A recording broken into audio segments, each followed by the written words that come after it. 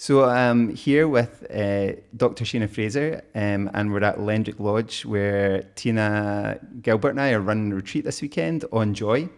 And I thought it'd be really helpful to get a chat with Sheena, who's been on several retreats with us, and her husband comes on the running retreats with Nick. She's an expert on the microbiome. And yeah, I thought it'd be really helpful to have a chat on that. So what is the microbiome, Sheena? Okay, so I guess there are lots of microbiomes. There are microbiomes everywhere in the world. If you look outside on the grass, the trees, everything is covered in a microbiome, and that is essentially a collection of microorganisms.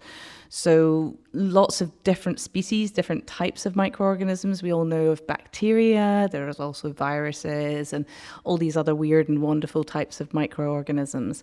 And essentially they make up little cities of microorganisms all over the place. But our body is colonized by microorganisms too. So on our skin surface, in our mouth, in our ears, in our stomach, in our large intestine, we've got these microorganisms all over. And we only really discovered that we had these cities of microorganisms back in the, well, I suppose really properly discovered them back in the 1970s. And we were only able to really study them then after we were able to produce the technology to look at them as a group. Like before then, we would look down a microscope and just see like one microorganism.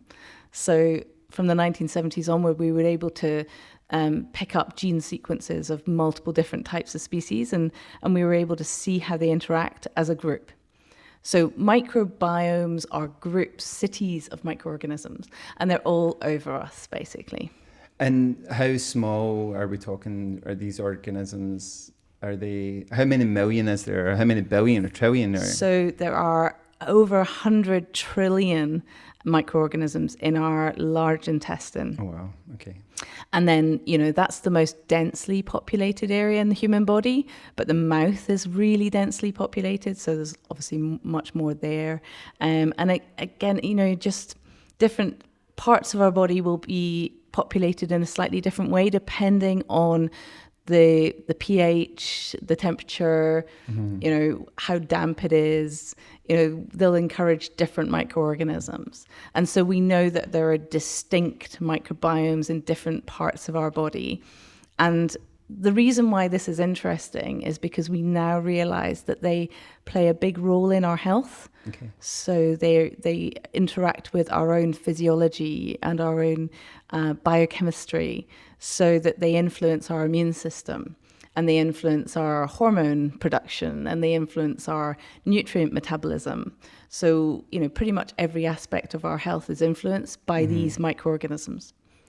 And how do we find out what kind of state our microbiome is in? So we don't really know what our normal microbiome is, and there have been big projects in the world. So the first one was the American Gut Project, and they looked at the microbiomes of like loads of different Americans.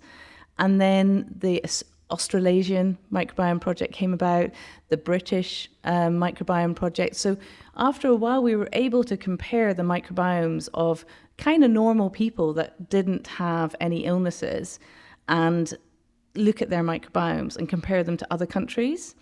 And so it's quite evident that microbiomes are different in different countries, depending on your diet, your lifestyle. Lots of different things will influence the setup of your microbiome. So we don't really know what a normal one is, but we do know that you want a kind of big diversity of species in there. And we want lots of species of microbes that we call beneficial species, which are ones that produce things like short-chain fatty acids, which are really beneficial chemicals to our human bodies. They help us with our immune system and our fat and our sugar metabolism, and they help with B vitamin production and various things. So these are really beneficial products that microbes can produce for us. And if we don't have enough of these microorganisms, then we don't produce enough of the short-chain fatty acids, and that can influence a whole host of different things, from the architecture of different organs in our human body, but also our cancer fighting ability and our ability to regenerate in a healthy way. So it has a massive, far-reaching effects on us. Is there a way, if this has such an influential effect on our health, is there a way we can encourage our microbiome to be more diverse, to be in a healthier state, to fulfill more functions of health in a human body? Yeah, definitely. So from all the studies, and I've read a lot of studies now, hundreds and hundreds of studies on this, but the main themes are that if we eat a diet that is really rich in plants, so loads and loads of fruits, vegetables, seeds, nuts, whole grains, then we encourage more of these beneficial microorganisms. Okay. And the important message there is, one, eat a lot of them, and two, eat a diverse lot of them. So you want to don't always stick to the same fruit and vegetables. Yeah. Try and get a bigger variety of fruits and vegetables and seeds and nuts, and add herbs and spices, because they count as well, into your diet, so that you're getting a whole load of different things, and each one of these will encourage a different set of microorganisms. So that will get that diversity in. So that's... And when you're talking about particularly vegetables, obviously, are you wanting them cooked or more raw, or is there anything specific in that affects your microbiome? I think, again, a variety is useful. Okay. For some vegetables, it can be useful to eat them raw. For example, broccoli has more anti-cancer polyphenols if you eat it raw. Okay. Nice. And polyphenols are used by the microbes, and they're really beneficial. Whereas it's the opposite with tomatoes. So if you're going to eat tomatoes, you want them to be cooked, because they then activate their anti-cancer polyphenols more when they're cooked. Nice. And for men, that's really important, because cooked tomatoes have real anti-cancer effects on the prostate cancer.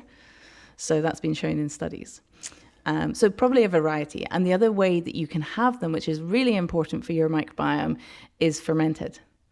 And if by fermented, obviously there's like kimchi and stuff like that, and sauerkraut. Is the jarred stuff good? Do you recommend that? It's okay, actually. So the difference between the jarred stuff that you would get on the supermarket shelf and the stuff that you would make at home is that the stuff on the shelf has been pasteurized. So that means it's been heated to a certain temperature to kill off the microorganisms. So your microorganisms within that kimchi are going to be dead. Okay. Now, that's not necessarily a bad thing, because the latest research is showing that even when you ingest dead microorganisms, they can still have a really beneficial impact on your gut microbiome. Amazing. So we call them postbiotics in the medical world. But postbiotics are really coming into their own now. More and more companies are interested in producing them as postbiotics, because probiotics, which is the live microorganisms that you can buy in tablet form or drink form or whatever, these are difficult to produce, because you've got to try and keep the microbes alive in that solution or in that tablet. And in a dried form, that's really hard. So if you can produce them as dead microorganisms, and they have a similar effect to the live microorganisms, then that's really beneficial for the companies that produce them. Nice. What are the things that you do that you, in a sort of daily or weekly basis, to improve your own microbiome? Yeah, so I think diet is really, really important. I try to eat a whole food diet. I eat organic because I'm not keen on pesticides. I think it's more and more like people are aware. Like, I know, remember back in the day when he was Prince Charles, everybody, like, he went on about organic food, and people were like, but actually, you don't want all that, all those chemicals on your food, and it's really hard to know what they're doing and how they're doing it, and how it's affecting you. I mean, if it's there to kill off pests, it's probably not doing that much for us, right? So absolutely. I think there's several things that pesticides do in your gut. They kill off a lot of the beneficial species. But they also interact with other things within the gut. So, for example, gluten, if you're having like bread that is non-organic, the flour in the bread has gluten in it, and gluten will interact with the pesticide glyphosate. And a lot of people now believe that the reason why so many people have gluten sensitivity could be due to this interaction between the glyphosate and the gluten. So we need more studies. Yeah. But that's a really important thing. And when we're seeing the numbers of people with gluten sensitivity rising, and we have such widespread use of pesticide, we really should be considering that. So I'm not a fan of pesticide, and we need more research into pesticides. But they are damaging for microbiomes. I mean, that's what they're supposed to do. They're supposed to kill off pests, and these are essentially our pests in our gut, but they're not pests to us. So it's funny, like when you think in a supermarket, like there's so many regulations around organic food. But they don't have many regulations over this stuff that's covered in pesticides. No. And like you think the stuff, there should be like a pesticide corner where like this is all stuff, it's going to be cheaper, but it's all covered in pesticides. And the organic food is going to be the majority of what we sell, rather than the other way around. And it is tricky because it is more expensive to buy organic. And I get that people can't afford it. I mean, it's really tough. The cost of living right now is really, really hard. So if you are buying non-organic fruit and veg, then wash it really well. There's also some evidence that if you wash it using salt water or bicarbonate of soda, that actually gets rid of more pesticide. Right, okay. So you're better able to clean it. And there's a thing called the Dirty Dozen. And the Dirty Dozen is a list of fruits and vegetables that are most affected by or most covered in pesticide. So they're the ones with the highest quantity of pesticide on them. And that's important because if you're going to pick which organic foods to go for, then you probably want to pick the ones that are sprayed more. Say, for example, things like lettuce or, are some of those sort of vegetables that are more likely to attract pests.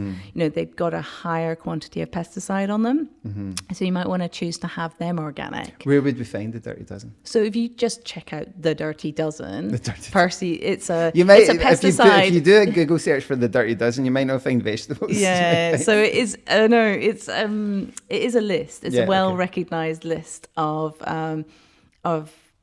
fruits and veg that have high levels of pesticide. So things like bananas, for example, there's very little amount of pesticide on a banana.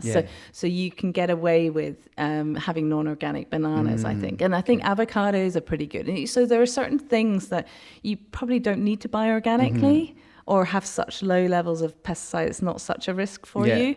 But, you might want to go for some of the other ones. Yeah, I'll try and find that list, the Dirty Dozen, and put it in the notes. Is there, in terms of if somebody wanted to make their own kimchi or other fermented foods, is there something, do you do it at home? Do you make fermented foods at home or do you buy it? I have made sauerkraut. I haven't made kimchi. I'm not a massive fan of kimchi. It's funny because I am a microbiome obsessed, but I'm not actually that good with all the fermented foods. I've made my own kefir. So there's, all these things are different in the way that you create them. So kefir is a fermented milk, much like yogurt, except it's to make kefir, you get the kefir granules. And kefir granules are basically little collections of microorganisms that you basically put into a milk, leave it out on your kitchen side for 24 to 48 hours. And that ferments the milk. And kefir has a lot more species of microorganisms than a yogurt does.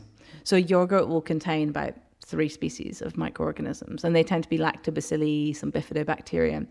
These are the really good short-chain fatty acid producing bacteria.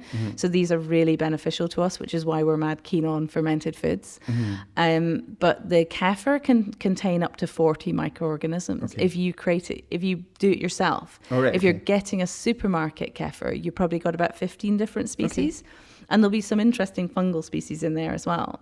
So all of these species have different impacts for us. And some people can tolerate fermented foods, other people can't. And you do need to play around a little bit with them and find what suits you, what you like, you know. Yeah, I mean, I've been getting kefir from the supermarket for a while. What about things like the yogurts that say like Yakult and all that kind of stuff? Yakult, yeah.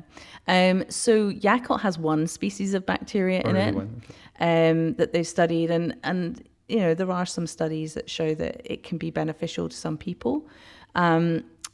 So Yakult has paid for a big research center. So they're a company that can afford to pay for some research.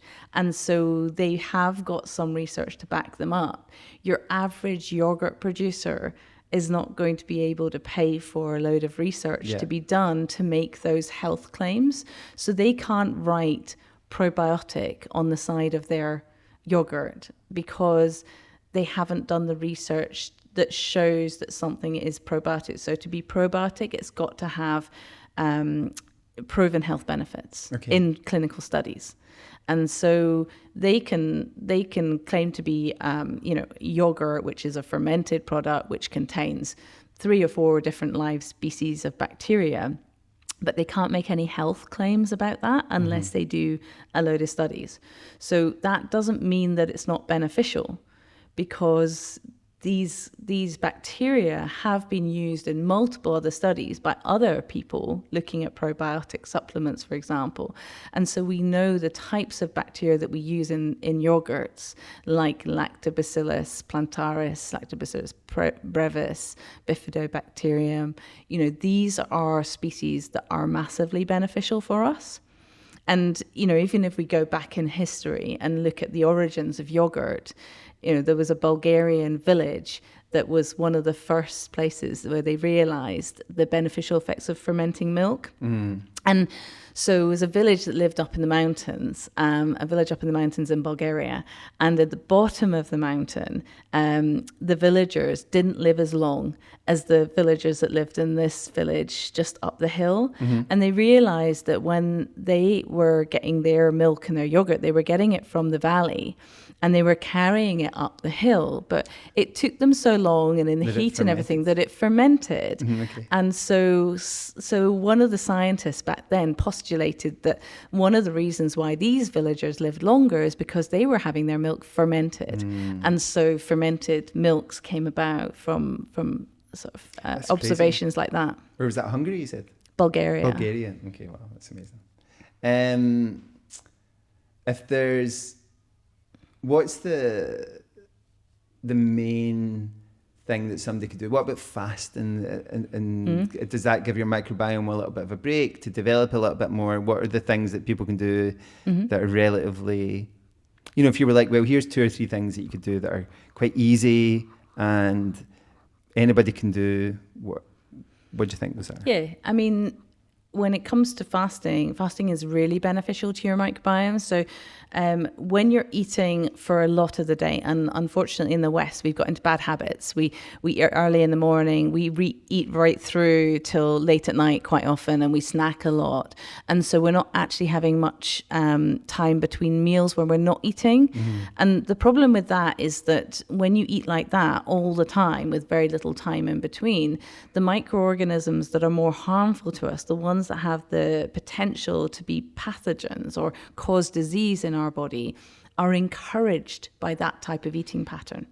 Whereas if we fast, so we don't eat between meals, or we have at least a period of 12 hours overnight where we're not eating, we actually that encourages those beneficial short-chain fatty acid producing bacteria to flourish. So we get big blooms in those bacteria when we're fasting. And so we can enhance our microbiome that way. But fasting and diet are one aspect of microbiome manipulation. You've got to think quite holistically if you want to enhance your microbiome. So your how much you exercise, how much time you're sedentary, how much sleep you get, how much stress you're under, and you know how much time in nature you have, whether you have pets, all of these things. Because I've heard you say before that actually having dogs and cats is a really healthy thing for your microbiome, right? it is. But having birds might not be. Yeah, that's why I don't have a bird. I have a dog. So there are microorganisms that birds can pass to us that are not so healthy for us. Of course, there's some pests that cats and dogs can pass to us as well, that can be quite harmful to us. But on the whole, sharing your microbiome with your cat and your dog is fairly healthy. And they're obviously dragging in a lot of soil and things from the environment outside. And if you're in a relatively nice environment and you're getting nice soil into your house, that's not a bad thing. And living in an overly clean environment, which is the opposite of that, is actually diminishing our microbiome, because we're not then picking up microbes from the environment that we're living in. Is there anything, just finally, is there anything for kids that you recommend that parents do in terms of encouraging a kid's microbiome? Yeah, so again, we don't want our children growing up in a really sterile environment. We want our kids to be out playing in the dirt. Of course, you don't want them to be playing in an urban dodgy site where there might be the wrong type of microbes around, but into a forest, into a park, get them playing in the dirt and picking up those type of microbes naturally, and just being outside in nature, just being out in a park, you're going to actually inhale microbes from the environment out there that are really beneficial to us, as well as ingesting them. So it's not good for our children to be brought up in a sterile environment, sort of in front of screens and, in the house all the time. Fairly obvious stuff. I remember my friend in the States, somebody coming in, she was, I don't know where, I can't remember if she was in the house, and somebody said, "Your son's outside licking the doormat." And I was like, no, I'm like, that's probably all right. It's probably good for his microbiome. Okay, so if people want to hear more about this, I know you have a great podcast. What's the name of that? Podcast is called Microbiome Medics. And it's really, we try and keep it pretty evidence-based, scientific, and not just about the gut microbiome, but also about skin microbiome, and oral microbiome, all the other human microbiomes, and we discuss. I had a nice interview with a guy from the Soil Association. So if you want to learn more about how all about the organic food industry and how it's regulated and what farming organically does to our environment as well, because I think that it's one thing us buying organic foods, but it's also another appreciating, the difference between an organic farm and a non-organic farm and how that changes our environment and our soil. I think it's a massive issue, isn't it? Like the quality of the soil and the health of the soil with like monocrop agriculture and what we're doing in farming. Anyway, thank you so much, Sheena. You're that was very great. And Microbiome Medics, if you want to hear more from Sheena. And I just thought it'd be really nice to have a chat with Sheena. She's a total expert on all this stuff and has studied it to bits. And hopefully that's helpful, and might have another conversation coming with my friend Tina.